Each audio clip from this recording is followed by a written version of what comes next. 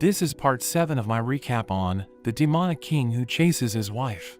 At the end of the last episode, Sue and her friends explore her mother's secret grounds. Sue was poisoned by Sean, but Liao saves her at the instruction of her master. Meanwhile, Jin became the White Lord and started working with the assassin clan.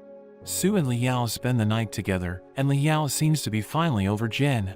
In the morning, Jin suddenly appears, but Sue stomps on him because she is still mad at him for leaving. Jin apologizes and tells her that he has found a map for the secret grounds. Now that Jin is back, Liao decides to take her leave. But as she is leaving, she feels something is wrong, noticing the marking on Jin's arm to be of the assassin clan. She rushes back, but the two are nowhere to be found. Meanwhile, Jia punishes Yun by feeding him to the carnivorous plants. She casts a spell on him and leaves, as the plants are left to devour him. She meets up with the other assassins and they tell her that Jin has found Sue. But instead of taking her back to their headquarters, it seems he is leading her to the Temple of Inheritance. Jia uses her tracking spell and sees them heading for the temple. The Red Lord, Han, appears and says that he never trusted Jin. They join hands, and Han teleports them to the temple's location. Thanks to Han's superior space magic, they arrive before Jin and Sue. Han tells them that this is also a cemetery that the goddess mercifully created for all the casualties from their war. He swears to sacrifice Sue to bring back the goddess and restore the assassin clan's power. Later on, as Jin and Sue arrive at the temple, Jin warns Sue to think carefully before accepting her mother's request. Sue asks if he knows something she doesn't, but Jin just promises that he will be there to support her no matter what she decides. They share a kiss, and Sue heads on to the temple. She heads up and enters through the portal. Jin then opens up a space and tells Han that they are too late and Sue has already entered the temple. Han breaks open the space and realizes they were tricked. They were in a fake area created using the acacia tree's paper magic. Han wonders why Jin would join and betray them, because now he has lost the ability to kill and will be affected by their punishment magic. A magic circle forms under Jin and he suffers from their spell. But the Grandmaster suddenly appears and says that because Jin took his spot as the White Lord, he is no longer a part of the assassin clan and is free to kill the traitors. He blasts them all with his magic, and Han tries to escape using his space magic but gets stopped and forced to the ground. He is surprised that the Grandmaster is on another level because Sue's mother had given him half her power. The Grandmaster tells Han that he lost his way and finishes him off. The Grandmaster then goes to tend to Jin's wounds, and Jia manages to grab the red token. There is a flashback to Jin's confrontation with the Grandmaster. The Grandmaster tells him that if his plan succeeds, Sue will ascend and he will not be able to be with her.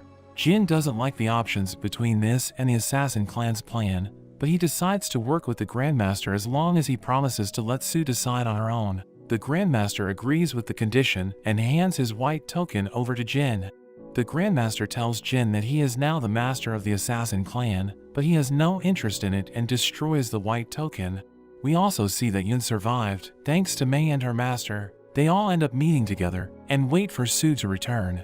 Meanwhile, Sue climbs to the top of the temple and discovers a statue of her mother who suddenly appears in front of her. Her mother explains that this is just a part of her consciousness that she left behind. She tells Sue that she has been watching over her whole life and has seen all the struggles she has been through. She then goes on to explain that the world is made up of 3 realms, but it is actually possible for anyone to ascend to the God realm with enough hard work. But the gods intentionally lied about this so there would be fewer gods. Because of the rules of heaven, every 100,000 years, a being known as the God Slayer emerges to kill all the gods, and they wanted fewer people to suffer this fate. So when the gods heard the God Slayer was reincarnated, they tried to find him before he awakened. But as they were searching for the child, there was a traitor among the gods, and she was the only one who managed to escape to the human realm. After that, she founded the assassin clan and continued to search for 100 years, but as she was about to give up, she was given an inscription written by past gods who were looking for a way to survive. And that was for a powerful space sorcerer to create an entirely new universe, free from the heavens rules and the God Slayer. Sue gets excited when she learns it was her father that gave her mother the inscription. She asks about his whereabouts, but her mother tells her that he died protecting her during the war. Her mother tells her that, to create a new universe, she would have to sacrifice herself and ultimately become the space itself, so she would not be able to be with Jin. Sue is conflicted with the decision, and her mother tells her to think of the greater good and says that she has 3 days to decide. Sue gets teleported outside with the others, and the space begins to collapse, so they all retreat back to Hell City. They enjoy a meal together, and Sue finally realizes the identity of Jin's master to be Master Long, and thanks him for taking her in and training her on Earth. Long reveals that Yun was a double agent against his father and the assassin clan, and only stabbed her because it was the Grandmaster's order. He says that his feelings towards her have never changed, and asks her to come back to him, but Sue awkwardly rejects him and he leaves. Later that night, Yun goes to find Sue, but is confronted by Jin. Yun believes he is still in Sue's heart, and the two start a fight. As they battle, Yun recalls how he was always there for Sue, compared to Jin, who has only been with her for a few months. But Jin responds, saying that time is irrelevant when you meet the right person. Jin overwhelms Yun in the end, and tells him that he does not understand Sue. Meanwhile, Long and the Grandmaster relax in the hot spring, and Long recalls how the Grandmaster almost killed Sue. When he fought with Han, Sue was dropped off the cliff, but thankfully Long was there and caught her. The Grandmaster realizes this and feels that he owes her. Back at the Assassin clan, the assassins wonder what to do now that Han is dead, but Jia reveals the red token and claims the position as master. She tells them all that they have a new goal. Instead of trying to turn back time, they will take Sue's space power to get to a brighter future. Meanwhile, we see that King Ouyang survived after being thrown on the battlefield by the Grandmaster. He has joined with the northern forces and orders them to invade Hell City and capture Sue. Sue stays in her room, thinking about her decision, and the days pass. As the last day approaches, Master Long goes to visit Sue and sees that the Grandmaster is also there. Mei and Ling come running and tell them that they have seen a lot of suspicious people arriving in the city. Long finds it strange because you can only get into the city with a pass. They check his room and see that his seal is missing. The Grandmaster tells them that there must be a mole among them.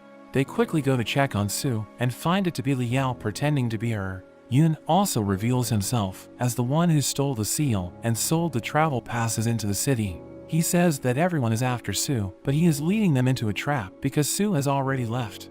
Long wonders how they could teleport away without the Grandmaster knowing, but realizes that they used the secret underground tunnel to escape. Long is angered that all his disciples betrayed him, but Mei tells him that this was Sue's decision. Back on the night that Jin and Yun fought, Sue approached them and explained her plan to them all. She apologizes to Yun for being unable to be with him, but he is still determined to help her however he can. Jin and Sue reach a point where they have to say their goodbyes. Sue tells him she loves him, and Jin responds by casting magic on the lava to make molten hearts float in the air. Back at the Hell City, Master Long punishes Mei for betraying him and ends up sending them all off to fight off the attackers and clean up their mess. Jia and the assassins arrive, but the Grandmaster confronts them. They try to use their punishment magic on him, but it doesn't work because he is no longer part of the clan. He decides to not kill them, not wanting to destroy what his master created, so he sends them all away.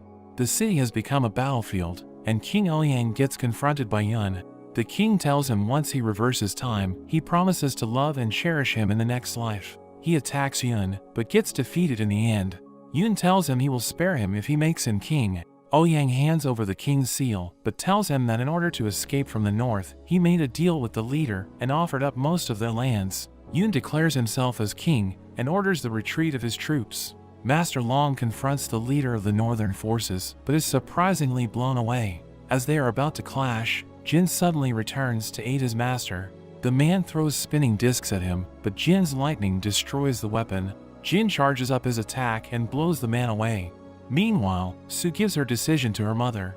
She doesn't want to sacrifice herself, but also doesn't want to let her mother down, so she decides to become stronger so she can defeat the Godslayer one day. Her mother supports her decision and unlocks the Dragon Ring's full power.